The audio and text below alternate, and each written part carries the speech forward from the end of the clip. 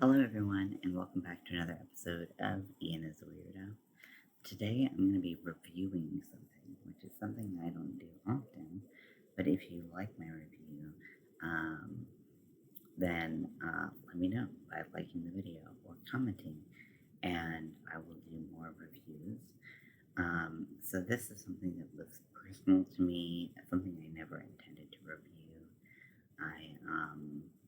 I just wanted to try for myself.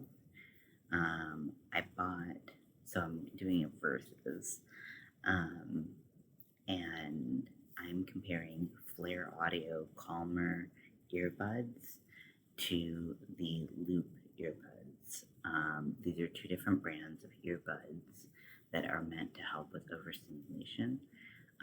People who get sound overstimulated. I'm one of those people where, like, if I hear one more like crunch or one more like sigh or one more like bark of a dog, I'm gonna lose it. I'm gonna lose my mind. And am I proud of that? No. Should I work on it? Absolutely. But these help take the edge off because sometimes you don't realize that all these stimuli are getting to you until, boom, all of a sudden you're having a problem. So, the first ones I bought were the Flare ones, and they really set a high bar. Um, so they um, they retail. I was looking at Amazon, about $27, $28, depending on the color, um, and um, and depending on who you get them from. They're very thin. They're very flexible. I don't have them with me because I lost them, and that I'll get to that. They're very thin. They're very flexible. Very comfortable in the ear. You'll forget you have them in. And what they do is they just soften everything, but not in a way that like muffles the sound. They are really good at controlling the sound that comes into your ears, and I've never felt more soothed. I love the flares. Spoiler alert, they are my favorite. Um, and I was hoping to recreate that when I bought the loops. So I won't show you the loops just yet. Sorry. First review, I don't know what I'm doing. So the flares come in a set of two, and so one for each ear. Doesn't matter which ear they go in. They are ambidextrous. Um, and they come in a little cloth tote, the drawstring bag, and bag's about this big. And so at first it wasn't too hard to keep track of things, but if you have overstimulation, you might have ADHD and you might be prone to losing things. So this is where things kind of went sideways for me, is because I would forget to put them back in the bag, and I'd forget them on the coffee table and they'd get knocked off or something like that, or I would just forget them completely and I still don't know where they are. Um, like I haven't seen them since they moved. So, so yeah, they're very easy to lose. Now there are the ones that connect. They do have ones with like wire or cord between the two. I think those are less um, discreet, and therefore I don't really like them as much. I don't know how much those are. I didn't look it up, but you can find those if you're worried about losing them as easily.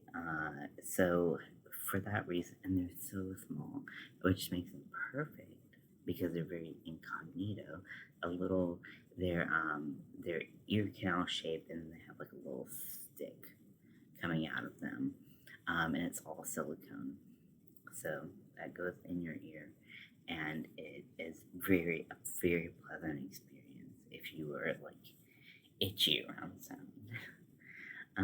But they're very easy to lose, unfortunately. So, if you're good at keeping track of things, the flares are awesome. If you're less good, just consider that you might want to buy a couple pairs. So now we'll go to the loop. So the loop ones come in this little disc, and you can get them in a couple colors. I got them in the classic gold, and they literally are a loop that sticks out of your ear. Now, the good thing about the loop is that, like many earbuds today, they come in several sizes of cones that go in your ear. So, if you have extra small ears, or large ears, these can fit you. They're not as discreet, but they're still very pretty. Like I said, they come in a couple colors. They retail. I saw the cheapest ones at like $34. So within the range of the flares, but a little bit more expensive. Now, so this would be perfect on a keychain. You have your keychain, things are getting a little crazy. Grab your keychain, grab these, and you're good to go. So that is a huge plus. And maybe I could do that with the drawstring bag. I never thought about it, but because I'm already thinking about getting another pair of flares. Um, so the loops, they muffle sound, and so they just dampen everything. Whereas the flares don't dampen everything; they let in what you want to let in, and they don't let in the kind of ambient, kind of irritating noise. So you might have a need for that more so than you like for loud noises and things like that, more so than you have a need for getting ambient sound out. So it really depends on your needs. Do you get overstimulated, or do you want just some quiet? Because, like, honestly, like, if we're talking like if you want to just cut out sound, you can get earplugs. Like, this is a travel set, so it's got different kinds. I got it from my knitting machine, don't mind me.